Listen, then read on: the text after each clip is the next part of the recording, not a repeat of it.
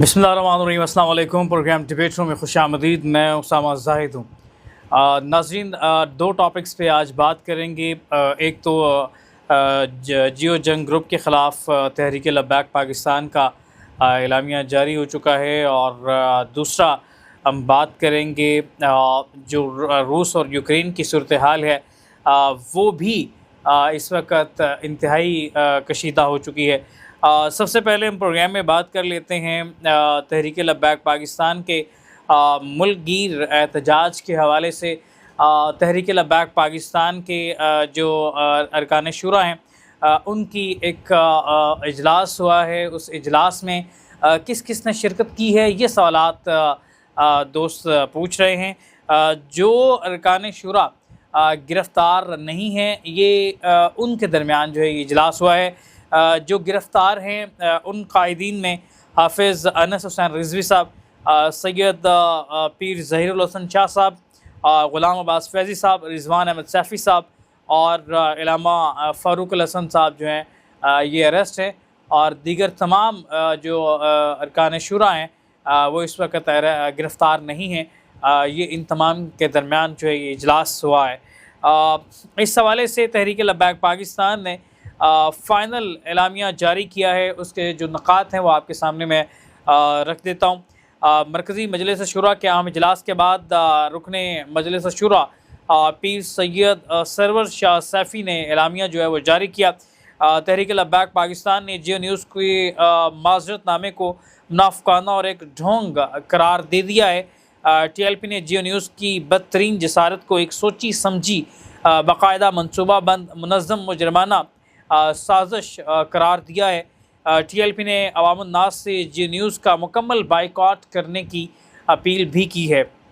इसके अलावा TLP ने शरीयत और आइन के तकाज़े के तहत जियो न्यूज़ के लाइसेंस की मुस्तकिल मनसूखी दफ़ातर सील करने और अबदी पाबंदी आयद करने का मुतालबा भी किया है। TLP ने जियो न्यूज़ के मालिकान समेत घिनौनी साजिश में मुलव्वस तमाम अफराद को कानूनी कटहरे में लाने और इबरतनाक सज़ा देने का मुतालबा भी किया है। TLP ने सिर्फ 15 दिन के लिए लाइसेंस मनसूखी को मुसलमानों के लिए नाकाबिल कबूल करार दिया है। उन्होंने कहा है कि ये नाकाबिल कबूल है। TLP ने गयूर उलमा, खुतबा, मशाइख और रहनुमाओं से महराब मेंबर से जियो न्यूज़ की मुजरमाना साजिश के ख़िलाफ़ कलमा हक बुलंद करने की अपील भी की है। TLP ने 3 जुलाई बरोज़ जुमा मुल्क भर में भरपूर और तारीख़ी एहतजाज की कॉल दे दी है।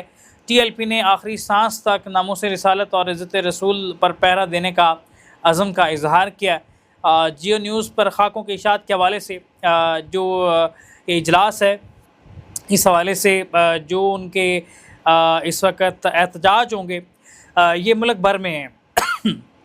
मरकज़ी मजलिस शुरा के हुक्मनामे के ऐन मुताबिक सिंध के तकरीबन तमाम अज़ला, खैबर पख्तूनख्वा और बलूचिस्तान के बेशतर अज़ला और पंजाब में भरपूर पुरअमन एहतजाज रिकॉर्ड करवाने का ऐलान किया है। इस हवाले से उन्होंने कहा है कि तमाम अज़ला के मकामी कायदीन अपनी डिवीजनल, जोनल और सूबाई क़यादत के साथ मिलकर मरकज़ी कॉल के लिए मुकम्मल तौर पर मुतहर्रिक रहें, और जल्द जो है ये एक मरकज़ी कॉल भी जो है वो दी जाएगी।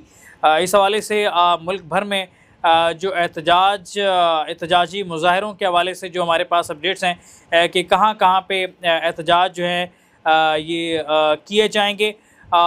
3 जुलाई बरोज़ जुमा शाम 4 बजे प्रेस क्लब टंडू मोहम्मद ख़ान यहाँ पे किया जाएगा। प्रेस क्लब कंबर यहाँ पे भी 4 बजे किया जाएगा। प्रेस क्लब नवाब शाह में, प्रेस क्लब लाड़काना में जो है शाम दिन 3 बजे। इसके अलावा सखर में भी एहतजाज किया जाएगा। प्रेस क्लब पेशावर के बाहर एहतजाज किया जाएगा।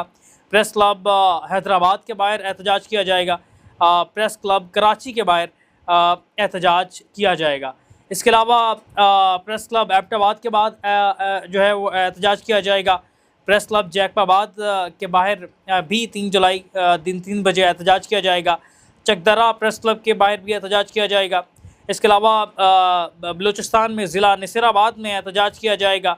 और इसके अलावा प्रेस क्लब शिकारपुर में एहतजाज किया जाएगा। प्रेस क्लब मर्दान के सामने एहतजाज किया जाएगा। प्रेस क्लब कंदरी के सामने एहतजाज किया जाएगा। इसके अलावा जाफराबाद बलूचिस्तान में एहतजाज किया जाएगा। प्रेस क्लब मीरपुर ख़ास के बाहर एहतजाज किया जाएगा। इसके अलावा मोरो प्रेस क्लब के बाहर एहतजाज किया जाएगा। प्रेस क्लब कंडू यारू में एहतजाज किया जाएगा। रानीपुर प्रेस क्लब के बाहर एहतजाज किया जाएगा।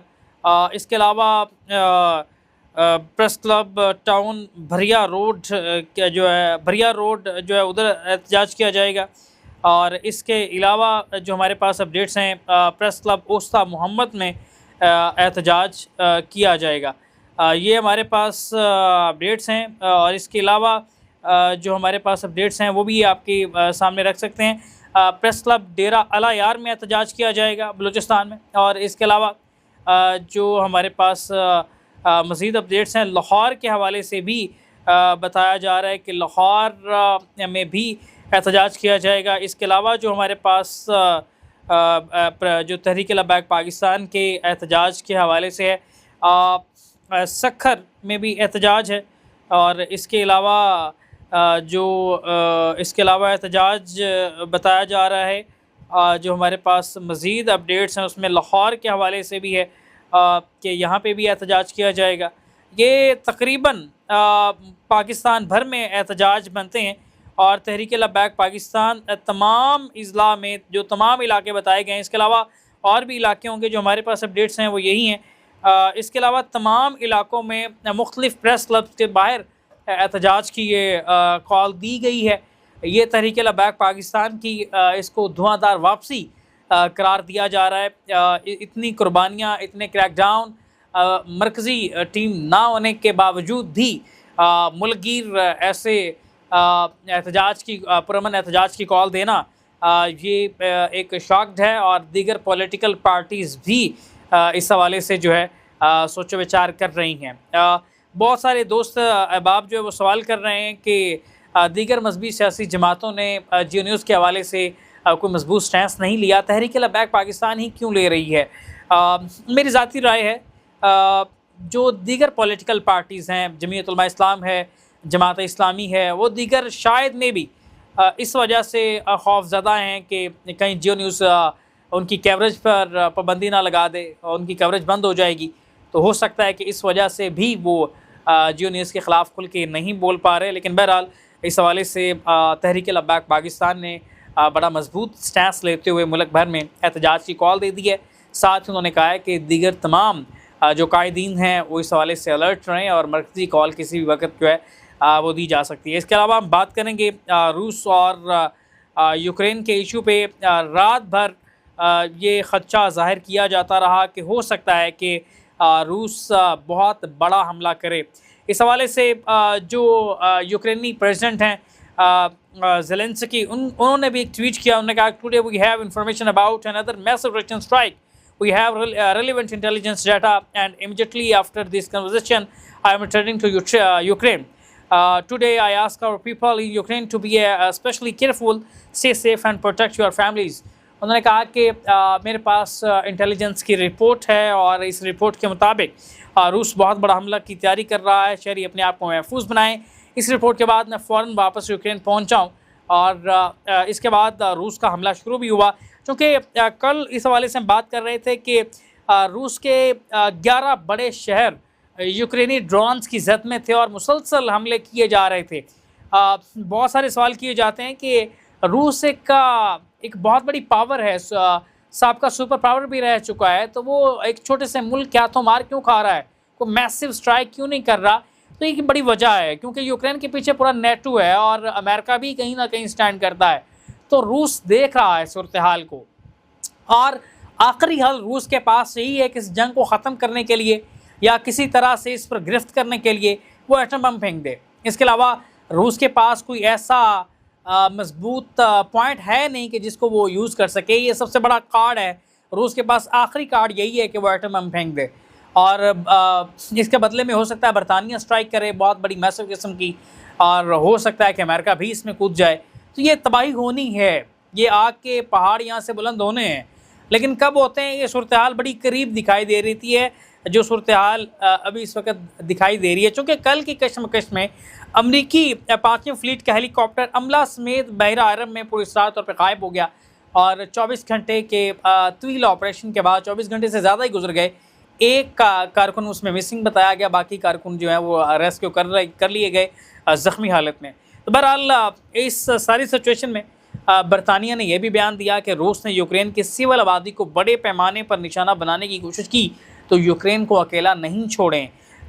इसके अलावा रूस ने जो दारुल हुकूमत कीव उस पर बड़े पैमाने पर बमबारी की, ड्रोन अटैक किए और बताया जा रहा है कि 1000 के करीब ड्रोन जो हैं वो रूस ने इस ऑपरेशन में शामिल किए और यूक्रेन के दारुल हुकूमत कीव समेत 5 शहरों में मुसलसल ज़ोरदार धमाकों की आवाज़ें आती रहीं और रूस अब तक का सबसे सख्त हमला आज रात कर चुका है।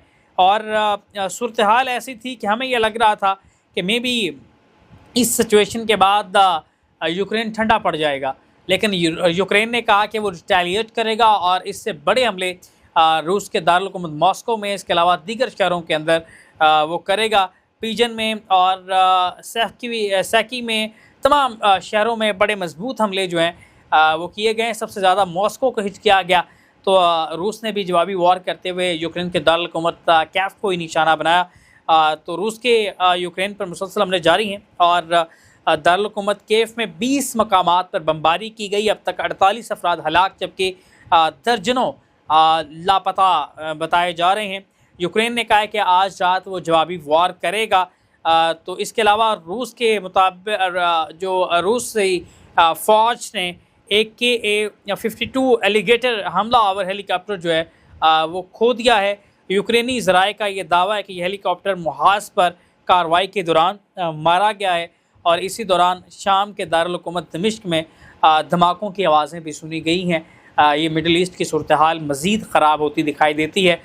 दूसरी तरफ यूक्रेन और रूस की जो जंग है ये जिस सिमत जा रही है ये इंतहाई ख़तरनाक है, ना सिर्फ